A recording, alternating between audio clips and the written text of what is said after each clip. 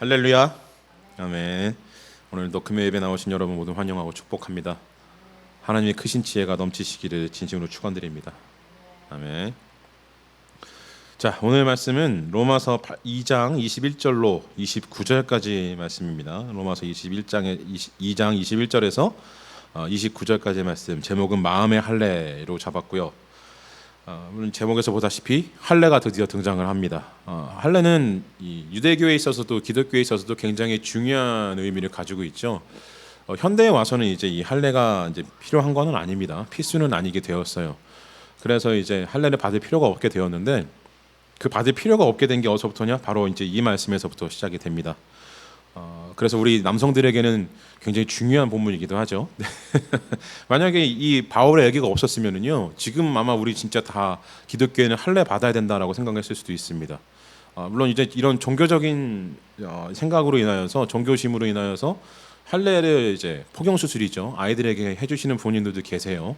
옛날에도 그렇고 지금도 그런 부모님들이 계시긴 합니다. 네, 그거는 이제 육신적으로 받을 필요는 없어요. 이제 신체적으로, 생리적으로 문제가 있으면은 그때만 하면 되는 것이죠. 그래서 종교적인 의미를 여기에 부여할 필요는 없습니다. 오늘 바울이 얘기하는 게 바로 이 부분이거든요. 그래서 이제 할례가 어떤 의미를 가지고 있는지, 어떻게 해야 되는 것인지를 여기서 분명히 얘기를 하고 있죠. 그리고 이 할례를 통하여서 어디까지 얘기가 전달되는지 이제 우리가 한번 본문을 통해서 보도록 하겠습니다. 자, 우선 이 바울이요, 오늘 우리가 읽은 이 2장 21절 이전 부분에서 어떻게 했냐면은 유대인의 이 특권 의식에 대해서 계속 꼬집었죠. 그러면서 유대인이 선민도 맞고 하나님이 부르신 민족이 맞는데, 근데 그것은 너희들을 위해서 주어진 것이 아니다, 이런 얘기를 했습니다. 유대인들만을 위해서 주어진 것도 아니고 율법과 말씀도 유대인에게만 주어진 것이 아니라, 이런 얘기를 계속했죠. 그래서 유대인들에게 있어서 충격적인 얘기를 계속합니다. 이전까지 유대인의 정체성이라는 것은 하나님께 선택받은 자로서의 정체성이 가장 큰 민족성이었는데, 바울이 이걸 정면으로 부정을 한 것이죠. 그렇기 때문에 유대인에게 있어서는 굉장히 충격적인 얘기를 계속하는 겁니다. 그런데 오늘 무슨 말까지 다 하냐 그랬더니, 이제는 유대인의 정체성이 상징인 할례까지도 이제 부정하는 데까지 나아갑니다. 유대인의 이 할례의 정체성은요, 2차 세계대전에 히틀러가 유대인들을 구분해내기 위해서 어떻게 했냐 그랬더니 남성들 바지를 벗겼다 그러죠. 그래서 할례를 받았으면 바로 이제 처형장을 끌고 가고, 이런 식으로 이 전쟁터에서 구분을 해낼 수 있을 정도로 할례는 유대인의 굉장히 뿌리 깊은 정체성이었습니다. 근데 바울이 오늘 그것을 부정하는, 뒤집어버리는 얘기를 하고 있는 것이죠. 이 당시에 이 바울의 얘기는요, 굉장히 혁신적인 얘기였습니다. 지금으로 치면은 뭐 기독교 종교계 안에서 굉장히 조금 이전과는 다른, 이전에 우리가 흔히 알고 있던 교리들을 완전히 뒤집어버리는 사건이었던 것이죠. 뭐 예를 들면 여러 가지 있겠습니다만은, 근데 너무 실질적으로 예를 들 필요는 없을 것 같고요. 근데 바울의 이 얘기가 바로 그런 수준이었습니다. 굉장히 충격적인, 사회 전반에, 종교뿐만이 아니라 유대교 사회 전체에 굉장히 충격을 줄 수 있는 얘기였죠. 근데 바울은 오늘 그 얘기를 굉장히 담대하게 하고 있습니다. 그리고 그 얘기가 또 이제 바울 혼자만의 의견이 아니라, 바울의 이 사견이 아니라 성경에 기록되어 있는 말씀의 이 흐름을 따라 가지고 하고 있다라는 것이 굉장히 중요한 의미를 가지고 있죠. 그 바울이 혁신적인 얘기를 했는데 성경에 있다는 얘기, 이게 무슨 뜻이냐면은요, 혁신적이지 않다라는 거예요. 그럼 뭐야 그러면은? 유대인들이요, 바울이 했던 올바른 얘기가 혁신적으로 느껴질 만큼 율법의 진짜 의미에서 크게 벗어나 있었다라는 겁니다. 성경의 큰 줄기에서 크게 벗어나 있었다라는 거예요. 그래서 바울의 얘기가 혁신적이고 충격적이었습니다. 근데 바울의 얘기는요, 유대인들이 원래 이 정말로 진실한 믿음과 율법을 따랐다고 한다면은요, 충격적인 이야기가 될 수가 없는 이 말씀이에요. 그냥 성경을 풀어 해석한 것에 불과합니다. 근데 왜 충격이었습니까? 유대인들이 벗어나 있었기 때문에. 자, 이것은 우리가 현대 오늘날 우리들이 이 말씀을 보면은요, 우리는 율법도 따르지 않고 할례도 하지 않으니까 우리는 별로 이렇게 충격적이지 않다, 이렇게 생각할 수가 있습니다. 근데 이게 왜 우리들에게 충격적으로 다가와야 하냐면은요, 유대인들도, 이 당시 유대인들은요, 자신들이 믿음의 범주에서 벗어나 있다는 생각을 절대 하지 않았습니다. 자신들이 정확한 교리 안에서 정확한 신앙으로 하나님을 올바르게 따르고 있다고 확신하고 있었어요. 근데 바울이 그걸 깨트려 버렸죠. 오늘날 우리들에게 이걸 반성시키고 있는 겁니다. 나는 내가 분명하게 정확한 신앙을 가지고 있다라고 생각을 하는데, 실상으로 따지게 되면 하나님께서 보시기에는 크게 벗어나 있을 수 있다는 것이죠.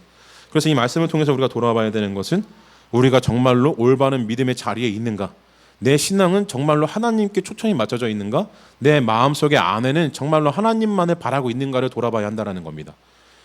물론 인간이기 때문에요, 24시간 하나님만 바라고 살 수는 없어요. 그게 인간이 아닙니다. 그러면은 초인이에요, 초인. 24시간 내내 하나님만 떠올리고 산다 그러면 그건 인간이 아니에요. 저도 그러지 못해요. 예. 어떻게 그럽니까? 잠 안 주무세요? 아니잖아요. 주무시잖아요. 잘 때 꿈꾸는 거 예수님 꿈만 꿉니까? 안 그래요. 예. 이상한 꿈도 꾸고 그러잖아요. 네, 저도 꿉니다. 인간은 그래요. 24시간 하나님만 생각할 수가 없어요. 하나님만 떠올릴 수가 없습니다. 그럼에도 불구하고 딴짓하고 딴 생각하는 거 하나님이 아심에도 불구하고 오늘 우리들에게 바울을 통하여서 마음의 할례에 대한 이 말씀을 주신 이유가 무엇이냐면요, 그럼에도 불구하고 그것을 넘어서서 하나님을 더 깊이 따르려고 하는 의지가 있어야 된다는 걸 보여주시는 겁니다. 하나님은요, 우리를 로봇처럼 만들지 않으셨어요. 우리는 맹종하는 종으로, 하인으로, 노예로 만들지 않으셨습니다. 이 얘기가 무슨 뜻이냐면요, 우리가 생각하는 자유도 하나님 보장해 주시고 우리가 하나님 외의 것을 떠올리는 것도 하나님 보장해 주신다는 겁니다. 여러 가지 일들을 해야 되니까요, 세상을 살아가야 되니까요, 하나님 다 인정해 주신다는 거예요. 이게 바로 인격적인 하나님이시죠. 다 인정해 주지만 다만 나에게서 떠나지 마라, 나를 배신하지 마라, 이 말씀하고 계시는 겁니다. 중심에는 항상 내가 있고 나 외에 더 중요한 것을 만들지 말라, 이 말씀을 우리에게 오늘 하고 계시는 것이죠. 마치 이제 사랑하는 연인 같아요. 저는 하나님 이 성경을 읽다 보면 하나님이 우리를 사랑한다고 표현하실 때 보면은요, 마치 사랑하는 연인이 연인에 대해서 너무 사랑해서 질투하는 것 같은 느낌이 들 때가 많아요. 나 외에 다른 남자 눈 돌리지 마, 다른 여자 쳐다보지도 마, 이런 거. 이런 모습이 보여요, 하나님에게서. 좀 어폐가 있긴 합니다만은 조금 이제 하나님 귀엽게 느껴질 때가 있어요. 와, 하나님 너무 사랑스러우시다, 이럴 때가 있는데, 근데 정말로 하나님이 마음이 이렇습니다. 우리를 너무 사랑하셔가지고요, 우리가 딴 데 눈 파는 걸 좋아하지 않으시는 거예요. 다른 생각 해야 되죠. 먹고 살아야 되는 거 압니다. 우리가 연애할 때 24시간 그 연인만 쳐다보지 않잖아요. 따라다니면서 연인만 따라다니기 원하지 않잖아요. 그럼 뭐라 그럽니까? 스토커라 그러잖아요. 경찰에 신고할 거예요. 얘 연인이 아니라 스토커라고. 똑같은 거예요. 다른 일을 하더라도, 다른 곳에 가더라도, 다른 사람들 만나고 다른 생각을 하더라도 항상 중심에는 하나님이 있기를 원하는 것, 사랑하는 자로서 하나님이 계시기를 원하는 게 하나님의 마음이라는 것이죠. 근데 유대인이 이걸 벗어나 있었습니다. 하나님을 모셨다고 생각을 했는데 자기들은 그게 아니었던 거예요. 자, 그럼 어떻게 벗어나는지 우리가 이 모습을 한번 보도록 하시겠습니다. 자, 바울이 오늘 말씀 앞에서 이제 하나님의 율법을 이방인에게도 여셨다라는 이제 그 말씀을 전했어요. 그 얘기는 뭐냐면은요, 이방인도 이제는 율법 안으로 들어와 가지고 하나님의 판단 안에 거하게 되었다라는 의미가 됩니다. 이게 뭐냐면은요, 판단이라는 것이 뭐 심판으로 인하여서 이렇게 좀 죄, 벌, 상 이렇게 나눠 가지고 너는 지옥, 너는 천국, 이렇게 판단하는 그런 의미가 아니라 좋은 것과 나쁜 것을 다 포함하는 겁니다. 쉽게 말하면은요, 율법이 이방인 안에 들었다, 이방인들이 율법 안에 들어왔다, 율법의 범주 안에 포함되게 되었다라는 것은요, 이방인도 하나님의 지식과 지혜를 사용할 수 있게 되었다라는 겁니다. 그래서 이들이 옳고 그름을 판단할 때, 이전에는 세상의 법도로만 옳고 그름을 판단했어요. 근데 이제 이방인에게는 율법이 열렸기 때문에 이방인들도 율법으로 인하여서 옳고 그름을 판단하는, 곧 하나님의 눈과 하나님의 생각과 하나님의 마음과 말씀으로 옳고 그름을 판단할 수 있게 되었다라는 것을 의미합니다. 이게 굉장히 중요한 말씀이에요. 이전까지 이런 모든 일들은요, 이 유대인들에게만, 선민에게만 해당되는 일이었습니다. 그리고 그 중에서도 제사장과 같은 자들에게만 허락된 일이었어요. 어떤 걸 판단하고 율법의 눈으로 바라볼 수 있다라는 것, 심판한다라는 것. 근데 이것이 이방인들에게 다 열리기 시작을 하는 겁니다. 그래서 모든 사람들에게 평등한 말씀이 열리게 되는 것이죠.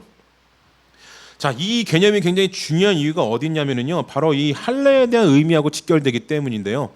그 내용을 보시면은 일단 자, 21절을 보시면은 내 자신은 가르치지 아니하느냐, 그리고 도둑질하느냐, 신전 물건은 도둑질하느냐, 율법을 범하느냐, 하나님을 욕되게 하느냐, 이방인 중에서 모독을 받는도다 등등등 이런 말을 하고 있는데, 모두가 다 뭡니까? 이 범죄에 대한 얘기를 하고 있죠.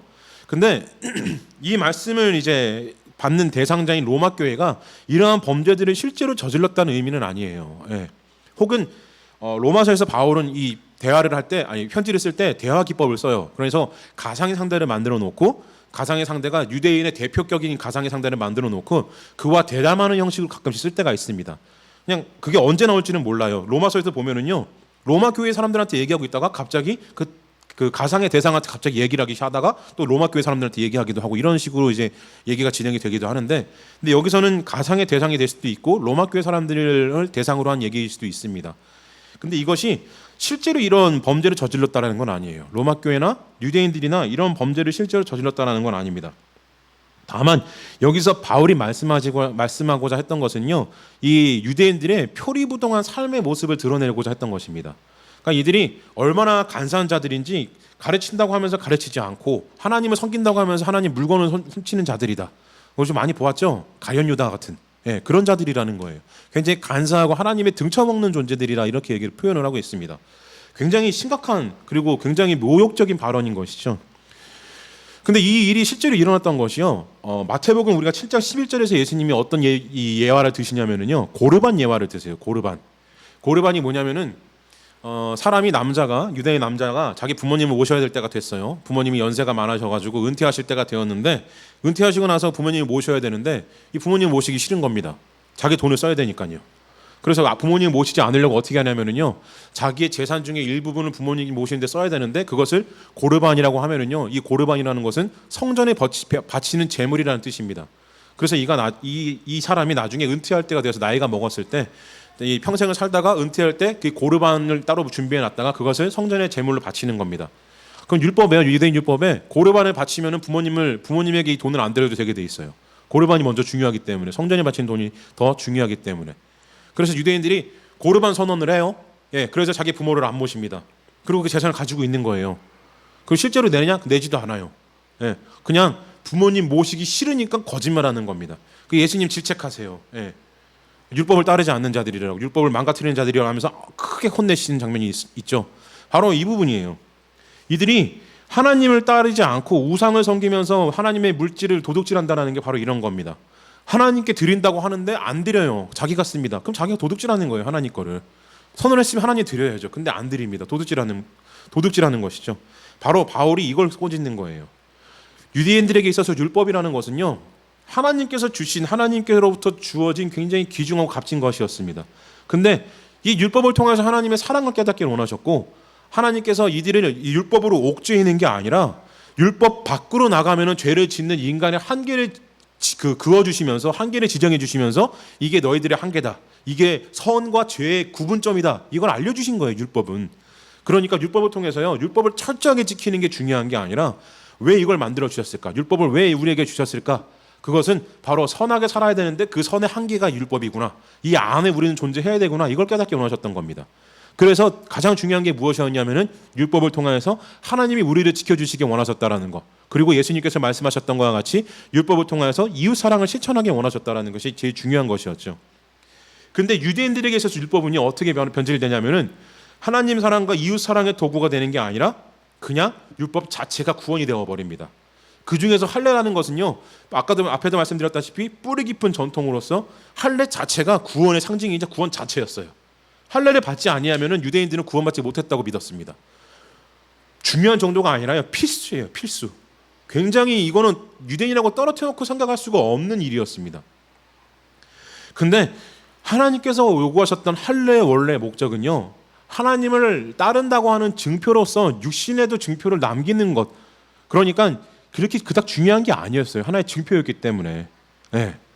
하나님을 따른다고 하면은요, 그 증표가 없어도 하나님은 마음을 보시긴 분이시기 때문에 증표가 없어도 하나님을 따랐으면 하나님이 기뻐하셨을 겁니다. 할례를 하는 것이 중요한 것이 아니라 할례 행위를 통하여서, 그 고통을 통하여서 하나님 사랑을 더 깊이 깨닫기 원하셨던 거예요. 이게 뭘 의미하냐면은요, 할례 고통을 어떻게 깨닫기 원하시는 거야? 이 말씀을 왜 드리냐면은요, 남성들에게 있어서 이 생식기의 표피를 잘라내는 거는요, 상상을 초월하는 고통입니다. 여성도 물론 고통스럽겠지만 남성들은 어마어마한 고통이에요. 이게 약한 부분, 약점이잖아요. 남성들에게 있어서 제일 약한 약점입니다. 그것을 생사를 찢어내요. 그때는 마취제도 없었잖아요. 이 고대 시대에 마취제 같은 게 어디 있었겠습니까? 그냥 칼로 그냥 찢어가지고 살을 잘라내는 거였어요. 사담입니다만은 제가 예전에도 한번 어떤 교회에서 말씀드린 적이 있는데, 저도 이 수술을 받았을 때, 어릴 때 수술을 받았는데 저는 마취 없이 했습니다. 그 의사 선생님이 도대체 무슨 생각이었는지 모르겠어요. 제가 7살 때 수술을 받았는데, 그 큰애가 가서 수술을 받았는데 마취를 안 했습니다. 정말로 생사를 잘라냈어요. 정말 찢어냈어요. 저는 그 고통을 다 느껴봤습니다. 그래서 할례가 얼마나 고통스러운지 알아요. 이 할례를 왜 고통스럽게 느껴야 되냐면요, 하나님이 이 할례를 통해서 뭘 원하셨냐면은 내 마음 속에 있는 가장 약한 약점을 잘라내는 그 아픔을 감당하게 원하셨다는 겁니다. 이 몸의 가장 약한 부분이잖아요, 남성에게 있어서. 그리고 동시에 가장 중요한 부분이에요. 이 고대 당시에는 남성의 이 생산력이라는 것은 이 생식기로부터 임신을 해야 되니까요. 그래서 자손을 많이 낳아야지만 이 집안의 이 풍요로움을 보장받기 때문에 남성에게 있어서 생식기라는 것은 가장 중요한 부위였습니다. 근데 그 부위에 칼을 대는 거예요. 낳자마자. 얼마나 이 심각하고 고통스러운 일입니까? 심혈을 기울여야 되는 일이잖아요. 근데 하나님 그걸 하라고 하셨단 거예요. 이게 뭐냐면은요, 내가 자식을 낳았는데 그 자식은 남자아이가 태어났으면은요, 집안의 가보예요. 예, 집안의 노동력이고 생산력입니다. 우리 가문을 이끌어갈 사람이에요. 그냥 사람이 아니라 남자가 태어났다는 것은 큰 힘이에요. 근데 그 아이의 남자 아이의 가장 소중한 부위를 칼을 대야 됩니다. 낳자마자. 그럼 굉장히 위험하잖아요. 신생아에게 칼을 대가지고 그 살을 잘라낸다는 거 얼마나 고통스럽고 부모도 얼마나 마음이 아프겠습니까? 생명을 걸고 잘라내야 돼요. 그런데 그걸 잘라내고 그걸 하는 본인은 어떻습니까? 엄청나게 고통스러울 거 아니에요. 어릴 때 했으니까 기억은 안 나겠죠. 나이 먹어서 하면 저 같은 경우에는 기억을 생생하게 하지만, 예, 그 고통을 통해 가지고 하나님이 뭘 원하시는 거냐면은요, 가장 중요한 것에 가장 소중한 약점을 잘라내기를 원하셨다라는 겁니다. 왜 약점을 잘라내야 되냐면은요, 약점이 가장 소중한 거라고 말씀드렸잖아요. 우리 인간에게 있어서 가장 소중한 게 가장 큰 약점입니다. 우리의 신앙을 맡고 있는 가장 큰 약점은요, 우리의 제일 소중한 겁니다. 여러분이 한번 돌이켜서 생각을 해보세요. 여러분이 하나님을 따르는 데 있어서 가장 소중하게 여기는 것이 무엇인지 한번 생각해 보십시오. 그리고 내 삶에 있어서 가장 소중한 게 무엇인지 한번 생각을 해보세요. 두 개가 다를 겁니다. 그죠? 하나님을 믿는 데 있어서 가장 중요한 게 뭐야? 그럼 내 마음을 드리는 거, 내 영혼을 드리는 거, 이렇게 얘기를 할 거예요. 내 삶을 드리는 게 제일 중요하지. 그럼 내 삶에 있어서 제일 중요한 건 뭡니까? 그러면은 자식, 아니면 부모님, 애인, 사랑하는 사람, 내 집, 자동차, 뭐 여러 가지가 나오겠죠. 만약에 여러분 우리가 정말로 제일 약한 부분을 하나님께 다 잘라내가지고 제거한 다음에 하나님께 내 모든 약점을 다 드러내 보였다라고 한다면은요, 내 삶에서 제일 중요한 게 뭡니까? 그러면 하나님이 먼저 튀어나와야 돼요. 내 신앙에서 제일 중요한 게 뭡니까? 그러면 하나님입니다. 이게 튀어나와야 돼요. 근데 우리는 왜 다릅니까? 약점이 우리 안에 소중하게 자리 잡고 있기 때문이에요. 할례가 의미하는 게 바로 이겁니다. 약점을 잘라내는 게요, 굉장히 고통스러운 거 하나님께서 아신다라는 거예요. 근데 육신의 그 고통을 통하여서, 고통을 느껴보는 인하여서 마음에 잘라내는 고통도 감내하라고 하시는 거예요. 육신의 고통도 감내했으니 마음의 고통도 감내할 수 있다라는 것을 보여주시는 겁니다. 현대에 와서는 이것도 또 달라져요. 예. 할례는 더 이상 받을 필요 없다 그러잖아요. 바울이 오늘 우리들에게 말씀하시는 것처럼 더 이상은 할례 받을 필요 없다. 마음의 할례를 받아야 된다, 이렇게 얘기를 해요. 이게 뭡니까? 만약에 바울이 할례가 정말로 의미 없는 일이었다고 한다면은요, 할례 이제 집어쳐라. 그냥 마음만 정결하게 가져라. 마음을 하나님께 드려라. 이렇게 얘기를 했을 겁니다. 근데 오늘 바울이 뭐라 그래요? 마음에 할례를 드리래요. 할례를. 왜 할례가 이렇게 중요하냐면은요, 바로 이거예요. 자기의 가장 중요하고 가장 약한 부분을 아픔 가운데, 고통 가운데 뜯어내는 겁니다. 절단하여서 버려버리는 거예요. 그렇다고 해가지고 정말로 내 제일 중요한 소중하게 여기는 내 부모님을 버리고 자식을 버리라는 게 아니에요. 예수님께서도 내가 자기를 따르려고 하는 자들에게 전토도 버리고 자식도 버리고 부모 형제 다 버리고 날 따라라, 이렇게 말씀하셨는데 그게 진짜로 다 버리고 오라는 얘기가 아닙니다. 예, 그런 의미는 아니에요. 다만 그 무엇보다도 가장 우선해야 되는 것이 하나님보다 앞서는 게 있다면요, 그건 버려야 됩니다. 잘라내야 돼요. 예. 부모님이 나보다 앞선다고 해서 나 이제 부모님 버리겠어 이러내는 게 아니라 순서를 바꾸라는 겁니다. 하나님이 가장 앞서가 있어야 된다는 거예요.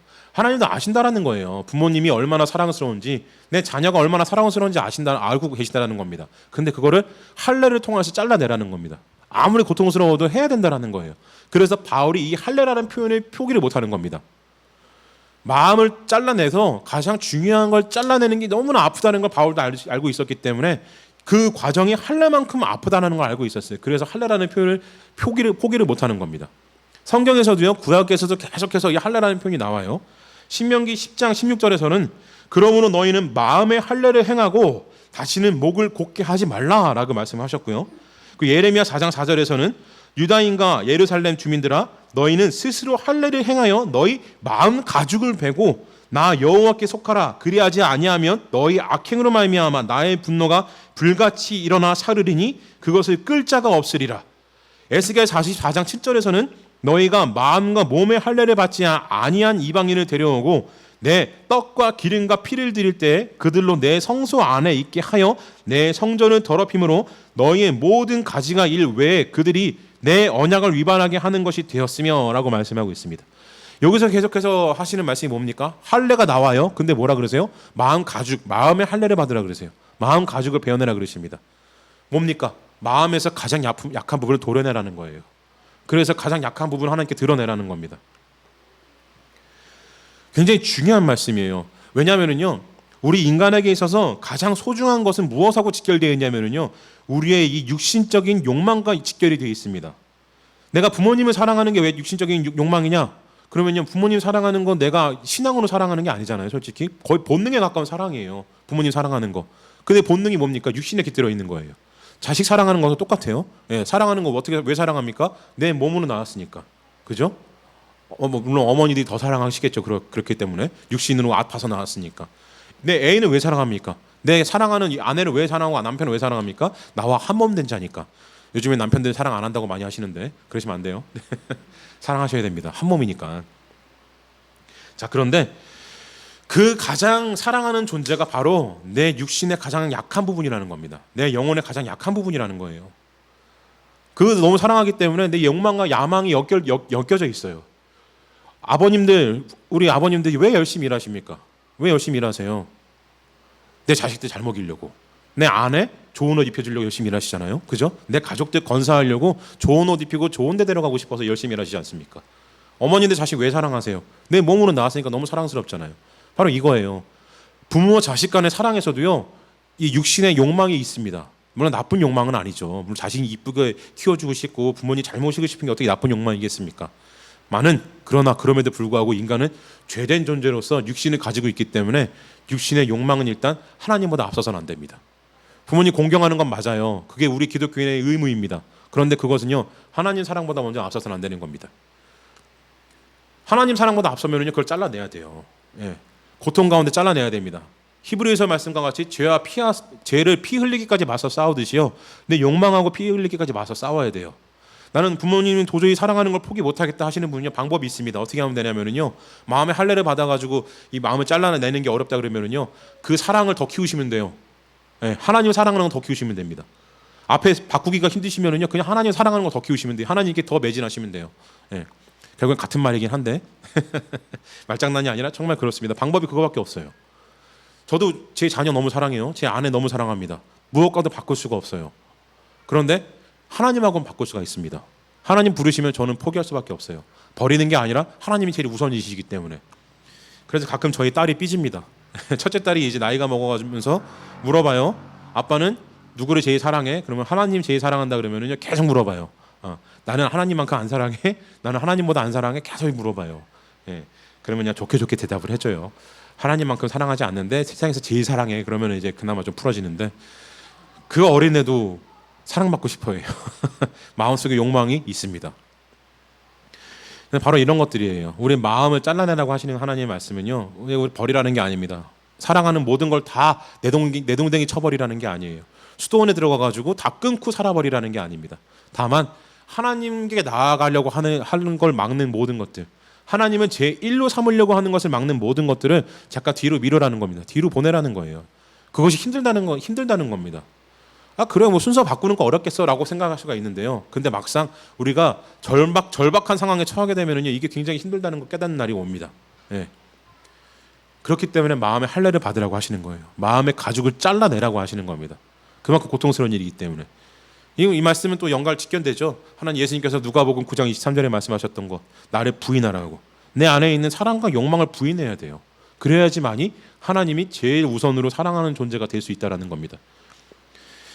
굉장히 기독교 신앙은 어려워요. 예, 이 말씀도요, 마음의 할례를 통하여서 사랑하는 자들의 이제 순서를 올바르게 매긴다는 것도 굉장히 조금 심오하게 들어가야 되는 부분이죠. 그냥 되는 일이 아닙니다. 얼핏 들으면은 기독교 신앙은요, 가족 간의 사랑 그리고 연인 간의 사랑을 이간질시키는 것처럼 보일 수도 있어요. 그런데 절대 그렇지가 않다는 거 아시고요. 자, 그래서 예수님께서 마가복음 10장 29절에서 이런 말씀을 하셨습니다. 예수께서 이르시되 내가 진실로 너희에게 이르노니 나와 복음을 위하여 집이나 형제나 자매나 어머니나 아버지나 자식이나 전토를 벌인 자는 현세에 있어 집과 형제와 자매와 어머니와 자식과 전토를 100배나 받되 박해를 겸하여 받고 내세에 영생을 받지 못할 자가 없느니라. 그러나 먼저 된 자로서 나중되고 나중된 자로서 먼저 될 자가 많으니라 라고 말씀을 하셨습니다. 자, 이게 바로 마음의 할례죠. 예. 내가 가장 사랑하는 것을 사랑하지 않게 되는 것, 내가 가장 사랑하는 것을 가장 사랑하지 않는 게 이게 정말 어려운 일이라는 거예요. 부모가 자식까지도 버려야 된다는 겁니다. 그걸 다 포기를 하라는 거예요. 근데 하나님 예수님 말씀하시잖아요. 그걸 포기를 하면 100배를 받는데요. 이게 뭔 말입니까? 욥처럼 자식을 잃어버리면 다시 또 낳게 해주시는 그런 은혜인가요? 네, 그런 거 아닙니다. 그런 게 아니라요. 하나님을 사랑하는 데 있어서 가장 먼저 하나님을 사랑하고 내가 정말로 가장 사랑하고 싶지만 그것을 포기하고 두 번째로 밀어냈을 때 하나님이 그들을 더 큰 사랑으로 보답해 보응이 아니죠. 예, 우리에게 더 큰 은혜를 주신다, 사랑을 주신다라는 겁니다. 그러니까 쉽게 얘기해서 하나님, 제가 이전까지는 제 가족을 가장 사랑했지만 하나님을 가장 사랑하기 위해서 제 가족을 제일 사랑하지 않겠습니다. 하나님만을 제일 사랑합니다. 이것을 직접 실천해서 하나님께 보여드렸을 때 하나님께서 기뻐하심으로 그 가족을 버려버리시는 게 아니라 그 가족을 100배나 더 행복하게 만들어주신다는 겁니다. 이게 바로 100배의 복이에요. 부자가 된다는 의미가 아니에요. 자식이 한 명 포기를 하면 100명을 자식이 주신다는 게 아니라 그 사랑 하나를 포기를 하면은요 100배의 사랑을 더 주시겠다라는 겁니다. 내 사랑의 욕망 하나 포기를 하면은요 100배의 욕망에 만족을 주신다라는 거예요. 수지 받는 장사잖아요, 그죠? 네. 누굽니까? 타타타 노래 불렀던 한 번 태어나 수지 맞는 장사졌어. 옷 한 발은 건졌는데 우리 기독교인은 옷 한 벌이 아니라 하나님의 100배의 사랑을 받았어요. 얼마나 수지 맞는 장사입니까? 네. 장사라고 하니까 좀 말이 좀 이상한데 하나님의 사랑이 이런 거예요. 알고 계시다는 겁니다. 그리고 그 사랑도 갸륵하게 보신다라는 거예요. 그리고 그것을 포기를 하는 게 얼마나 고통스러운지도 알고 계시다라는 거예요. 그럼에도 불구하고 우리들에게 말씀하신 이유가 무엇입니까? 더 큰 것을 주시기 위해서, 더 큰 은혜 가운데 거하게 해주시기 위해서라는 것이죠. 그래서 마음의 할례가 중요한 겁니다. 자, 그런데 이 마음의 할례는요 누구에게 주어졌냐면은 아까 제가 앞에서 말씀드렸죠. 이전에는 유대인들에게만 주어졌어요. 유대인들에게만 주어져가지고 유대인들만 받으면 되는 것이었습니다. 그런데 이제는 어떻게 됩니까? 29절에 오직 이면적 유대인이 유대인이며 할례는 마음에 할지니 영에 있고 율법 조문에 있지 아니한 것이라 그 칭찬이 사람에게서가 아니요 다만 하나님에게서니라 라고 말씀하고 있습니다. 자, 이게 뭐냐면요 바로 율법을 누가 지켜야 된다는 겁니까? 할례를 우리 모두가 해야 된다는 거예요. 모든 사람에게 열렸습니다. 이제는 남녀노소 할 것 없이 다 열려버렸어요. 네, 그럼 여자도 마음의 할례를 받아야 되죠. 여성들도 받아야 돼요. 근데 왜 여성에 대해서 잘 얘기를 안 하냐면요 여성을 이렇게 좀 하대 취급해서가 아니라 여성은 할례보다 더 고통스러운 일을 하잖아요. 뭡니까? 애를 낳아요. 물론 요즘에는 이제 독신 가정이 많아져서 아이를 안 낳는 분들도 많아요. 뭐 그래도 제가 뭐 그거 아이 안 낳는 거 가지고 욕하는 거 아닙니다. 절대 오해하시면 안 돼요. 다만 여성은 아이를 낳을 수 있는데 날 수 있는 가능성이 무엇을 담보로 하고 있어요? 내 생명을 담보로 하잖아요. 요즘에도 많이 여성분들 돌아가시잖아요. 애 아이 낳다가. 의학이 발달해도요 아이를 낳는 것은 위험한 일입니다. 임신을 한다는 것은 여성에게 있어서 굉장히 큰 각오가 필요한 일이에요. 그죠? 그렇기 때문에 여성은 그냥 여성이라는 존재 자체만으로도요 굉장히 큰 위험을 감수하고 살아가는 존재인 겁니다. 여성이 생리현상을 한다는 것 자체가 굉장히 큰 위험을 감수하고 있는 거예요. 그렇기 때문에 하나님께서 여성에 대해서 할례에 대해서 말씀을 잘 안 하세요. 여성이 할례를 받을 필요가 없는 것이 아니라 이미 그 성품 자체가, 이미 그 본성 자체가 하나님이 만드신, 두 번째로 만드신, 생명에서 만드신 보다 더 하나님께 가까운 존재인 여성은요 할례를 받지 않아도 그 마음의 정결함과 하나님을 따르고자 하는 마음이, 그 신실함과 성실함이 마음속에 분명히 있어요. 예. 제가 여성분들에 대해서 이 설교할 때 가끔씩 말씀드리는데 실제로 여성분들이 더 믿음이 좋습니다. 예. 교회는 목사들이 다 거의 남성분이 많은데, 근데 교회를 보세요. 여성과 남성의 비율을 보면은 여성이 압도적으로 많아요. 8대2, 7대3 이 정도? 교회를 보면은 점점 줄어들고 있다 그러죠. 남성들의 비율은. 여성들이 믿음이 좋습니다. 왜 좋습니까? 하나님의 마음을 더 가까이 알아요. 하나님을 아버지라고 부르는데, 아버지라고 부르면 남자들이 더 하나님을 가까이 느껴야 되잖아요. 나 같은 남자니까 동질감을 느껴야 되잖아요. 근데 안 그래요. 하나님 아버지 그러면서 누가 많이 모입니까? 여성들이 많이 모여요. 왜 많이 모이나요? 하나님 아버지의 마음이, 예수님을 자식을 목숨까지 줄 정도로 사랑하셨던 그 마음이 십자가의 고통으로 우리를 해산하여서 낳으신 그 고통이 여성분들의 고통과 맞닿아 있기 때문에 여성들이 하나님을 더 잘 느껴요. 그래서 하나님을 더 잘 따릅니다. 남성은 이걸 느끼기가 힘들어요. 바울이 우리에게 주시는 말씀이 뭐냐면요, 이 할례가 드디어 모든 사람에게 열렸다라는 겁니다. 남녀노소 할 것 없이 여성분들도 할례를, 마음의 할례를 분명히 받아야 돼요. 아무리 아이를 낳을 수 있는 존재라고 할지라도, 심지어는 아이를 낳으면서 죽음의 위기를 겪어온 사람들이라고 할지라도 그로 인하여서 마음에, 육신의 가장 먼저인 욕망이 하나 있다라는 거예요. 육신이 힘들게 낳을수록 자기 자식이 더 귀하겠죠. 네, 여성분들에게 있어서, 어머니들에게 있어서 가장 귀한 건 자식이잖아요. 자식하고 바꿀 수 있는 게 뭐가 있겠습니까? 요즘에는 좀 정신 나간 부모들도 뉴스에 가끔 나오긴 합니다만은, 예, 그건 좀 이상한 세상이 되어버려서. 자, 그래도 좀 대부분의 부모들에게 있어서, 어머니들에게 있어서는 자식이 가장 소중하죠. 근데 그걸 끊어내셔야 된다는 겁니다. 하나님 앞에서 자식에게 너무 매진하고 자식만 눈에 보이고 자식 외에 아무것도 보이지 않는 그 마음을 끊어내셔야 돼요. 그걸 끊어냈을 때 하나님께서 그 자녀의 길을 보장해 주신다는 겁니다. 이전까지는 하나의 복을 받은 자녀였다고 한다면은요, 하나님께 앞에서 내 자식을 향한 내 모든 야망과 욕망을 끊어내고 이 하나님보다 우선하는 모든 사랑을 끊어내고 하나님 앞에 내 자식을 그 뒤로 보내는 이 모습을 보여드리면은요, 그 전에는 하나의 복을 받던 자식이 이제는 100의 복을 받는다는 겁니다. 그럼 여러분, 우리가 어떻게 되겠어요? 하나의 복만을 받기 위해서 하나님보다 사랑해야 되겠습니까? 내 복만을 아이들에게 전해주기 위해서 내가 자식을 하나님보다 우선 사랑해야 될까요? 아니잖아요. 그죠?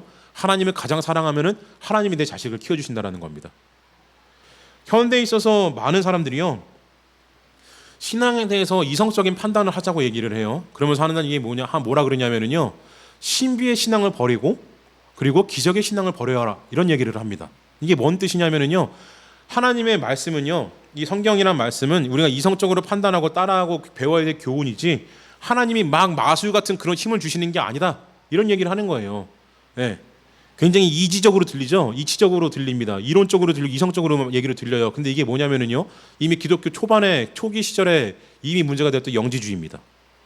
하나님의 능력을 다 그냥 화자껏 없는 걸로 여겨버려요. 성경은 성경이고 인간이 깨닫는 게 제일 중요하다고 하는.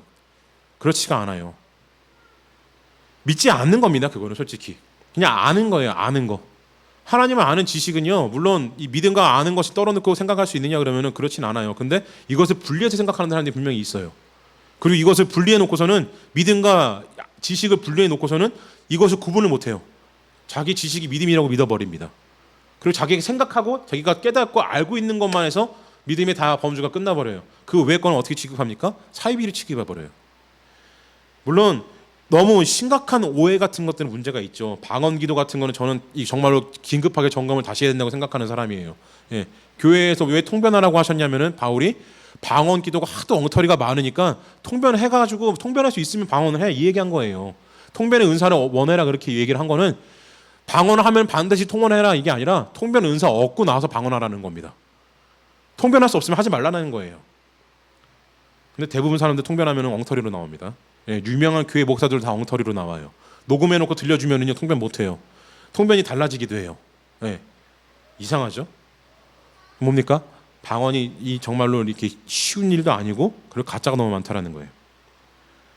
신앙을 그냥 이성과 지식으로만 점철해 버려가지고 그것이 다 이렇게 생각하는 사람이 너무 많습니다. 영의 일에 대해서 부정하는 사람이 너무 많아요. 영에 있다라는 의미는요, 우리의 지식이 우리의 신앙이 다 대변하지 않는다라는 겁니다. 우리의 신앙은 우리가 생각했을 때 이성적으로 깨닫고 이치적으로 판단이 옳다라고 여겨지는 부분에 있어서만 우리가 그것이 신앙이다라고 생각할 수가 있는데, 그렇지가 않다라는 거예요. 영의 세계가 분명히 존재한다라는 겁니다. 영의 세계를 부정하고서요, 영의 능력을 부정하고서 기독교 신앙을 얘기한다라는 것은 말이 안 맞아요.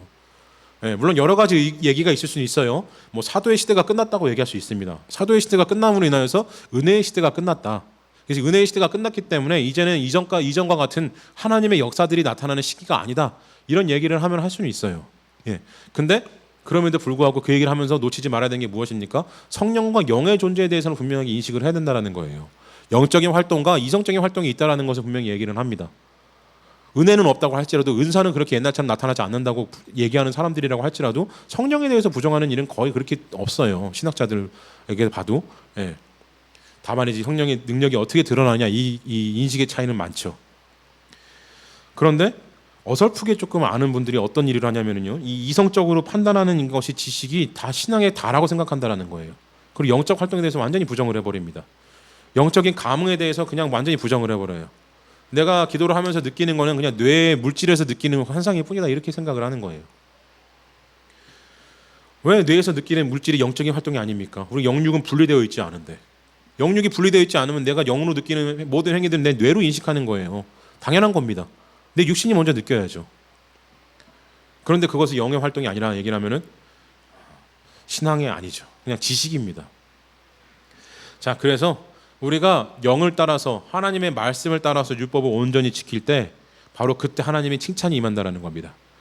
이 할례 자체에 있는 게 아니라는 거예요. 그래서 우리가 마음의 할례를 받아서 하나님 앞에서 제 약한 부분을 도려낼 줄 알아야 된다는 겁니다. 이것이 있어야지만이 비로소 하나님께서 우리를 칭찬하신다는 거예요. 물론 이게 어려워요. 예. 자기 약점을 잘라낸다는 것이 굉장히 어렵습니다. 제가 누가복음 9장 23절 말씀 되게 좋아하는데 그 말씀이 이거하고 똑같은 말씀이에요. 바울의 말씀하고 바울의 말과 이 말씀이 예수님 말씀이 똑같은 말입니다. 가장 약한 약점을 잘라내라는 거, 마음의 할례를 받아라는 것, 자기를 부인하라는 겁니다. 어렵죠. 힘들어요. 아무나 못합니다. 근데 이 일을 어떻게 해야 되냐, 어떻게 이뤄야 되냐, 어떻게 이룰 수밖에 없습니까? 하나님을 의지하는 수밖에 없어요. 네. 희한하게도요, 우리 기독교는 모순적인 얘기를 많이 해요. 무슨 얘기냐면요, 하나님을 온전히 믿기 위해서는 하나님을 가장 먼저 사랑해야 돼요. 하나님을 믿기 위해서는 하나님을 의지해야 됩니다. 근데 이 모든 일을 행하는 걸 주체가 누구냐면 나예요. 내가 행해야 돼요. 내 노력과 내 힘이 들어가야 됩니다. 너무 힘들고 어려워요. 근데 힘들고 어려울 때 누가 도와주시냐? 하나님이 도와주신다는 거예요. 희한하죠? 하나님이 명령하라고 하셨는데 제일 먼저 날 사랑해라. 그걸 네가 해야 돼. 근데 내가 해줄게. 이러는 거예요. 이상하잖아요. 하나님이 마치 무슨 자기 시켜놓고서는 해주는, 이게 뭐 이상하게 느껴질 수 있어요. 근데 이게 바로 하나님의 사랑이라는 겁니다. 우리에게 있어서 고통스럽게 느껴지는데요, 하나님은 그걸 다 바라보고 계시고 도와주고 계시다는 거예요. 그래서 십자가에 달려 죽으셨잖아요. 우리 죄를 대신 져주시려고. 니네가 이제 죄를 지어. 아담에게 말씀하셨잖아요. 이제 네가 죄인이니까 죄된 몸으로 세상에 쫓겨나가서 땅이 저주로 인하여서 너에게 엉겅퀴를 내고 가시덤불을 낼 텐데 너는 평생 동안 땀을 흘려야 될 거다. 그래서 그 땀을 흘려야지만이 먹고 살 수 있을 것이다. 근데 어떻게 하셨습니까? 그 죄된 몸으로 살아가는 인간이 그 죄를 갚기 위해서는 땅도 갈고 밭도 갈아가지고 먹을 것도 캐내고 그 와중 가운데 하나님을 찾아야 되고 믿음을 찾아야 되고 율법을 지켜가지고 죄를 벗어내야 돼요. 근데 이걸 못하니까 어떻게 하셨습니까? 오셨잖아요. 와버리셨어요. 네. 아예 한심한 것들하고 확 치워버리셨으면 됐을 텐데 그러지 않으셨어요. 어떻게 하셨습니까? 와, 얘네 못하네, 이거 내가 대신해 줄게 하고 오신 거예요. 네. 굉장히 하나님 우리 그 딸바보라 그러죠, 아빠들. 사람 바보 같으세요. 너무 사랑해 주세요. 그래서 야고보서 1장 5절에서 이렇게 말씀하셨어요. 너희 중에 누구든지 지혜가 부족하거든 모든 사람에게 후히 주시고 꾸짖지 아니하시는 하나님께 구하라. 그리하면 주시리라. 마태복음 3장 11절에서는 나는 너희로 회개하게 하기 위하여 물로 세례를 베풀거니와 내 뒤에 오시는 이는 나보다 능력이 많으시니 나는 그의 신을 등기도 감당하지 못하겠노라. 그는 성령과 불로 너희에게 세례를 베푸실 것이요. 요한복음 4장 23절에서는 아버지께 참되게 예배하는 자들을 영과 진리로 예배할 때가 오나니 곧 이때라. 아버지께서는 자기에게 이렇게 예배하는 자들을 찾으시느니라 말씀하셨습니다. 이게 이 세 구절이 조금씩 다른데 결국에 목적하는 게 뭐냐면요, 하나님께서 인간을 버려둔 것처럼 보이지만 버리지 않으셨다는 겁니다. 인간에게 모든 걸 다 요구하시는 것처럼 보이지만 그냥 요구하고 계시다는 게 아니에요. 후회 주시고 꾸짖지 아니하신다는 겁니다. 오라는 거예요. 오면 어떻게 합니까? 불세례를 주신대요. 네. 그게 뭐예요? 마음의 할례예요. 그럼 우리 마음의 할례를 누가 주시는 겁니까? 성령님이 주시는 겁니다. 불세례를 줘가지고 어떻게 하신다고요? 예배하는 자들을 만드시겠다라는 겁니다. 굉장한 말씀이죠. 네. 우리는 할 게 없어요. 뭐만 하면 됩니까? 요청만 드리면 돼요. 하나님께 간구만 하면 됩니다. 하나님, 제 마음의 약한 부분을 아시죠? 제 약점을 아시죠? 이거 끊어낼 수 없을 정도로 사랑하는 거 알고 계시죠? 하나님, 이거 끊어낼 수 있도록 도와주세요. 하나님, 제일 사랑할 수 있는 마음을 제게 허락해 주세요. 더 큰 사랑을 허락해 주셔서, 더 큰 믿음을 허락해 주셔서 제가 제일 사랑하는 걸 하나님께 맡겨드릴 수 있는 자가 될 수 있도록 믿음 허락해 주세요. 이 기도를 드릴 때 후회 주시고 꾸짖지 아니하시는 하나님이 야 그거 하나 못 끊어냈니? 하고 혼내시는 게 아니라 후회 주신다는 겁니다. 알았다, 내가 끊어내게 해줄게. 그리고 내가 그것을 더 크게 줄게. 이 은혜를 주신다는 거예요. 그래서 예배를 드릴 수 있게, 성령을 통해서 예배를 드릴 수 있는 자가 되신다는 겁니다. 예배 드릴 수 있다는 게 뭡니까? 제사장으로 만드신다는 거예요. 가장 복된 자가 되게 해주신다는 겁니다. 하나님의 자녀로 불러주신다는 거예요. 하나님의 자녀가 아니고서 예배를 드릴 수 없잖아요. 하나님이 우리의 욕망과 야망을 더럽게 여기셔가지고 끊어내버리시는 게 아니라 내 야망과 욕망을 끊어내는 자에게 자녀가 되는 복을 주신다는 겁니다. 은혜와 성령의 불을 주신다는 거예요. 그래서 우리를 세례받은 자들로 만들어주시는 겁니다. 마음에 할례받는 자들로 만들어주신다는 거예요. 이로 인해서 우리는 야망과 욕망을 끊어냄으로 인하여서 내 제일 먼저 사랑하는 것을 끊어냄으로 인하여서 하나님의 크신 은혜와 복을 받을 수 있게 되는 겁니다. 물론 이 복이라는 것이 우리가 단순히 생각해가는 뭐 그런 물질적인 복만을 의미하는 건 절대 아니에요. 예. 교단의 이 강대상에서 설교단에서 하나님의 복을 주실 겁니다. 그 복은 물질입니다. 이런 얘기하는 목사 있으면요 100% 피하셔야 됩니다. 하나님 복을 주셔서 여러분 배고프지 않고 잘 먹고 잘 사고 부자가 될 겁니다. 이런 얘기하는 목사 있으면요 100% 피하셔야 됩니다. 가짜라고까지는 얘기 제가 함부로 못 하겠어요. 전도사 주제에 어떻게 그런 얘기를 함부로 하겠습니까만은. 근데 저는 그런 사람들을 목사라고 생각하지 않아요. 네. 하나님의 복은요 물질에 국한되어 있지 않습니다. 착각이에요. 자, 어찌되었든 이로 인하여서 하나님께 요청을 드리면은요 나의 멍에는 쉽고 가볍다라고 말씀하신 하나님의 그 은혜와 사랑이 우리를 인도해 주신다는 겁니다. 그래서 우리는 결국에는 다 하나님께 의탁드리면은 그냥 그대로 살아가면 되는 것뿐이에요. 예. 우리가 하는 것은 간구밖에 없습니다. 쉽잖아요. 예. 기독교 신앙이 어려운데 쉽습니다. 이상한 말이지만 하나님이 시켰는데 주시는 거 똑같아요. 어렵지만 쉽습니다. 간구하는 것, 하나님의 믿음으로 살아가는 것, 그게 하나님 요구하신다는 거, 원하신다는 것이죠. 이 야망과 욕망을 끊어내지 않으면은요 우리는 하나님께 나아갈 수가 없어요. 하나님께 칭찬받을 수가 없습니다. 12세기 기독교 철학자 토마스 아퀴나스가 있어요. 이 교부 철학자 굉장히 중요하신 분입니다. 지금까지도 그 교리 논리는 지금도 이어지고 있어요. 철학의 사조는 지금도 이어지고 얘기가 되고 있을 정도로 정말로 중요한 기독교 역사에서 중요한 분이에요. 근데 이분이 교황 이노센트 4세, 이노센트 4세하고 함께 이 콘스탄티누스 황제가 지어준 라테란 성당을 보고 있었대요. 라테란 성당을 발코니에서 성당이 지어진 걸 보고 있었답니다. 그러면서 교황이 자랑을 했대요. 이 성당 너무 멋지지 않습니까? 황제가 지어진 성당이라고 막 자랑을 했답니다. 그리고 그때 마침 성당의 완공을 맞춰가지고 막 세계 각국에서 이 교황 앞으로 여러 가지 금은 보화들이 막 도달하고 있었대요. 선물이. 그러면서 황제가 교황이 그걸 보면서 자 보십시오. 이 은과 금을 보십시오. 사도행전에서 베드로가 우리에게는 은과 금은 없다고 얘기했었는데 더 이상 교회에는 은과 금이 없지 않소. 이제는 우리에게 은과 금이 가득합니다. 자랑스럽게 얘기를 했어요. 사도 바울이 없다 그런 거 채워놨다고 생각을 한 거예요. 그 사람은 사도 베드로죠. 죄송합니다.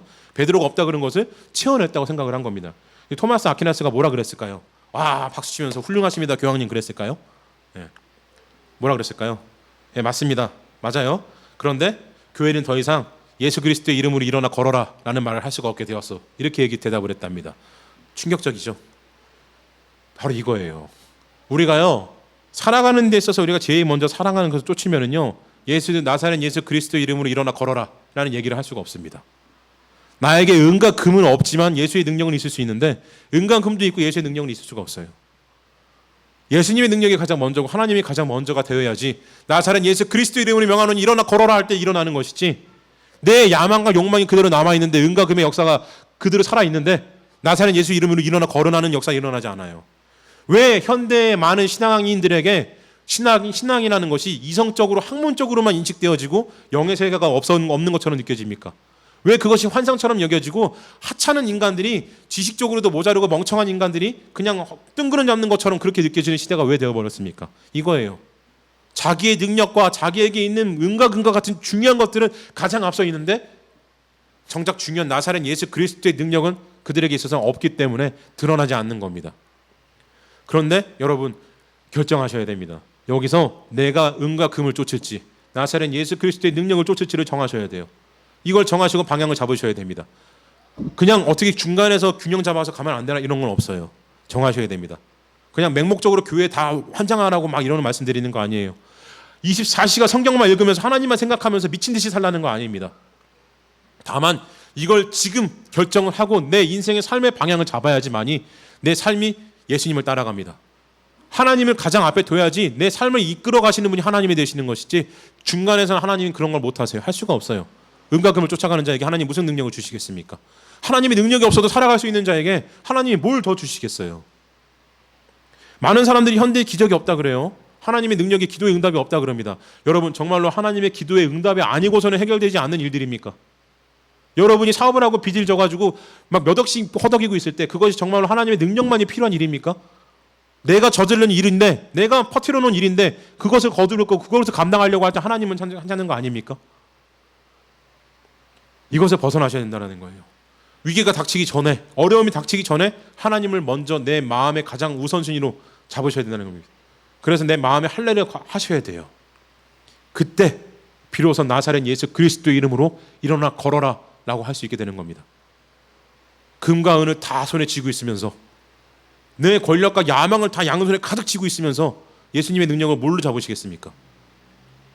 사랑하는 성도 여러분, 하나님은요 우리에게 있어서 맹목적인 굴종을 원하시는 게 아닙니다. 우리를 노예로 삼으시지 않으셨어요. 모든 것 다 포기하고 노예처럼 찌질하게 가난하게 허덕이면서 배골 굴면서 나 따라와라, 모든 헌금 다 교회에 갖다 바쳐라, 이런 말씀하시는 분이 절대 아니세요. 하나님 우리의 인생의 낙을 아십니다. 인생의 즐거움을 아세요. 그 즐기고 느끼기 원하세요. 다만 그것을 느끼기 이전에 하나님을 가장 먼저 생각하라는 겁니다. 하나님을 가장 우선적으로 생각하시라는 거예요. 그때 하나님이 100배의 더 복을 주시겠다고. 주시겠다라는데 왜 안 하는지 저는 도저히 이해를 못하겠어요. 그래서 사랑하는 성도 여러분, 포기하는 것이, 그냥 비우는 것이 지금 당장은 내가 손해보는 것처럼 느껴질 수 있어요. 하나님을 따르는 것이 정말로 바보 같은 맹목적인 신앙으로 느껴질 수도 있습니다. 근데 여러분 견디셔야 돼요. 참아내시고 인내하셔야 됩니다. 가죽을 잘라내는 할례의 고통이, 그 고통을 견뎌내면서 살을 잘라내듯이 견디셔야 돼요. 그 고통을 이겨내셔야지 많이 그 상처가 아물 때 비로소 하나님의 크신 은혜가, 사랑이 여러분을 휘감을 겁니다.